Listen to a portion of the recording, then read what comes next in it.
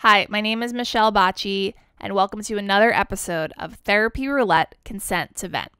This episode, we're talking politics and how it's affecting your relationships. If you live in America, this is a big issue right now. The election's coming up November 3rd. Early voting is already going on in California and a lot of states, and it's going to keep rolling through October before the election. Get your votes in. Put it in the mailbox or show up to a location and get it done in person. It's important. Don't sleep on this. I wanted to talk about an article titled Keeping It Civil: How to Talk Politics Without Letting Things Turn Ugly. It was written last year in April 2019, but I think it's still pretty relevant. It's written by Caroline Kelly on NPR.org. I know I've been talking politics a lot, especially in the past few years and especially in the past year with this election leading up. And it's hard for me to talk to people who see differently from me because I'm very liberal and my very close social circle is very liberal. My internet circle is extremely liberal. So it's hard for me to branch out and talk to even like a moderate person, someone who's a centrist, and definitely it's difficult for me to talk to someone more conservative. So I read this article to help myself. Maybe it'll help you. Caroline mentions that it's good to carefully choose the moment you want to talk about something like this because you don't want to walk into a contentious conversation demanding that the other person talk to you, saying, I want to talk about Trump right now. I want to talk about climate change right now. If you demand the conversation, it's not going to go well. You both have to be open-minded, down to talk, and non-judgmental. That's super important. So rather than demand the conversation, open yourself up and extend an invitation to talk. Make sure the vibe is right. Read the room. You can do this.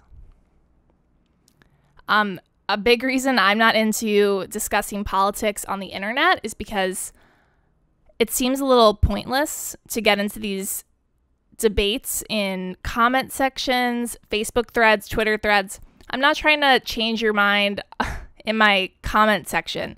You know, I'm down to like promote who I'm voting for or an issue I think is important, but I don't want to like fight you with my internet words. I don't think it's really helpful. I don't see people getting a lot out of that. So to me, I'd rather talk about these things in person through a dialogue or some like more educational lens, like reading articles, discussing the articles. I did do canvassing for Elizabeth Warren when she was running for president, and I got to go door to door and talk to people. And one of the most transformative experiences I had was talking to this guy who I knocked on his door, and right up front he goes, "Oh, I'm a Republican. I voted for Trump." And I was like, okay. I'm like campaigning for Elizabeth Warren. I could tell you about her. He's like, yeah, okay, my daughter might vote for her. And I was like, oh, okay. I was like, oh, his daughter, you know, is similar to me because she's also on Warren's side. So we already had that common ground. This article mentions the first thing you should do when talking about political differences is find a common ground. So with me and this guy, we both know someone who's a Democrat, or I'm a Democrat. So we already had that common ground. And he brought up on his own, he's like, I don't know why I'm a Republican. I don't know why I voted for Trump. Honestly, I should be a Democrat. And I was like, okay, great. I'm so glad I didn't run away when you mentioned you voted for Trump. And we started talking, and he just, you know, he offered up the perspective that he's religious and he doesn't believe in abortion. And I said, big sigh, okay. You know, my immediate thinking in my head is, you're a man. Why do you think abortion is such a big deal? You're a man. It's not going to affect you directly as much as it would a woman. You know, you're not going to carry a baby for 9 months and then be obligated to raise that child. But he said, oh, you know, when I was young, I got a girl pregnant and I wanted to keep the baby and she didn't. I was like, oh, okay. We have a common ground. I see that you're a human. You've experienced something like this directly. I get where you're coming from. This article mentions see people's personal stories, you know. You don't want to throw facts and figures at them. You don't want to mention statistics. You don't want to mention like too much science, honestly, because if you throw facts in their face, then they're just going to stop listening. So talk about your personal story. So for this guy, I listened to him. I said that must have been really hard. I mean, you were young. He mentioned he was a teenager when this happened. So I didn't try to lecture him. I didn't try to say, imagine what the woman was going through, even though that's what I was thinking. I just said, I can see that being hard. I know it's difficult when you're religious. Abortion is a tough issue. And then I said a few things about why I was voting for Warren. I think she's the smartest candidate.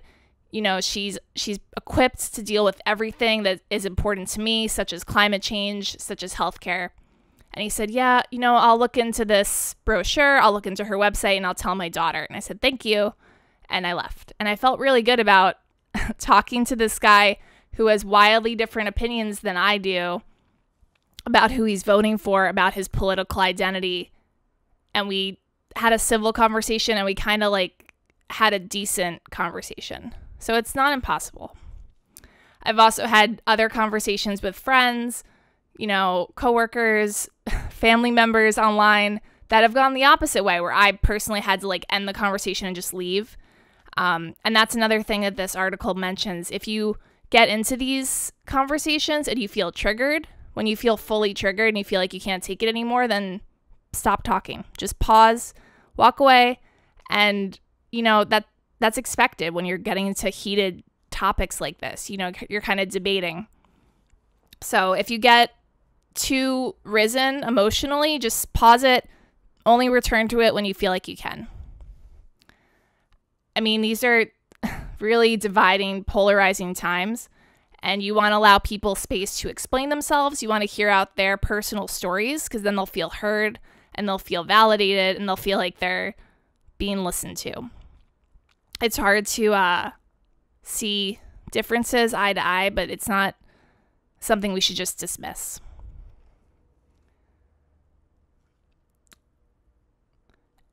And then if you have a conversation about a political difference with a friend, a stranger, whatever, and nothing feels like it's happening, if no one changes their views by the end, that's fine.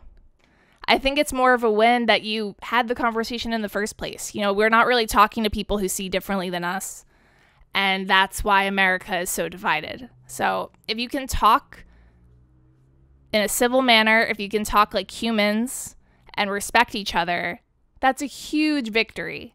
So, your goal is, according to the article, your goal isn't to agree, it's to disagree and keep talking.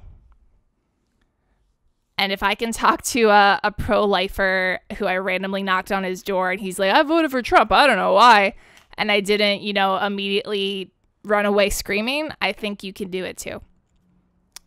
This episode is about politics and about a friend of mine who is from Arizona, and he tells me about the climate that's going on in Arizona right now. He has a lot to say. I would like to welcome to the podcast Trevor Wagner.